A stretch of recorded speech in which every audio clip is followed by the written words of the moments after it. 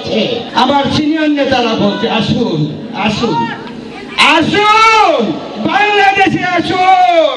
আরেকটি দল এনসিপি, ইদানিং দেখতেছি এনসিপির কিছু বেদকরা বলতেছে আমাদের বিএনপির বিভিন্ন সিনিয়র নেতৃবৃন্দর নামে বিভিন্ন কথা বলতেছে। কথাবার্তা যদি সংশোধন না হয় তাহলে কিন্তু ধামরাইতে আসা যাবে না, গণজোড়াই হয়ে যাবে। সংগ্রামী সাথী ও বন্ধুগণ, 2024 সালের 5ই আগস্ট স্বৈরাচারী খড়ি হাসিনা 5ই আগস্ট পালিয়ে যেতে বাধ্য হয়েছে ছাত্র জনতার গণ অভ্যুত্থানের মুখে। পরিষ্কার ভাষায় বলতে চাই, হাসিনা পালিয়ে গেছে, কিন্তু তার দোষর প্রেতাত্মারা এখনো বিভিন্ন অপকর্মের সাথে লিপ্ত আছে।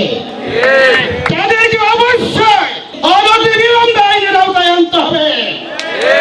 বিভিন্ন অপকর্মের সাথে তারা জড়িত। দুঃখের সাথে বলতে হয়, স্বৈরাচারী হাসিনার আমলে এই ইসলামপুরে এক কুখ্যাত সন্ত্রাসী মতি আমাকে বলে কি ভাই এখন আপনি বাইরে আছেন, কোথায় থাকবেন? এখন তো আপনার ভিতরে থাকার কথা। আর সে এখন কোথায়? বড় ভদ্র কণ্ঠে কথা বলেছে। আজকে শুনলাম পালিয়ে গেছে, হাসিনার সাথে পালিয়ে গেছে ভারতে। 600 জনের উপরে আছে ভারতে।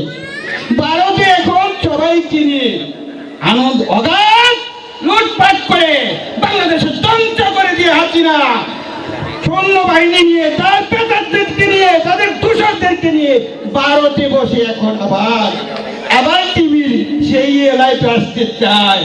পরিষ্কার ভাষায় বলতে চাই, আমার সিনিয়র নেতারা বলছে আসুন আসুন আসুন বাংলাদেশে আসুন।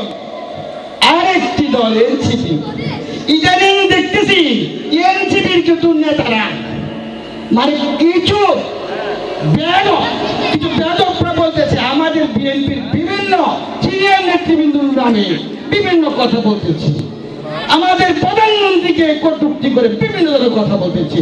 পরিষ্কার ভাষায় বলতে চাই, কথাবার্তা যদি সংশোধন না হয় তাহলে কিন্তু ধামরাইতে আসা যাবে না, গণজোড়াই হয়ে যাবে।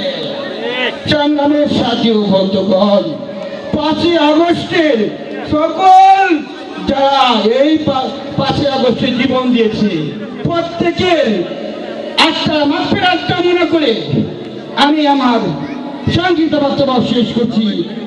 বাংলাদেশ জিন্দাবাদ, বাংলাদেশ জাতীয়তাবাদী চেঁচাচাবাদ দল জিন্দাবাদ, শহীদ মরহুম দেশনেত্রী বেগম খালেদা জিয়া জিন্দাবাদ, আজকের প্রধানমন্ত্রী তারেক রহমান জিন্দাবাদ, ধামরাই উপজেলা বিএনপির গণমানুষের নেতা, আজকের ধামরাইয়ের সংসদ সদস্য জননেতা কবি জ্যোতি জিন্দাবাদ।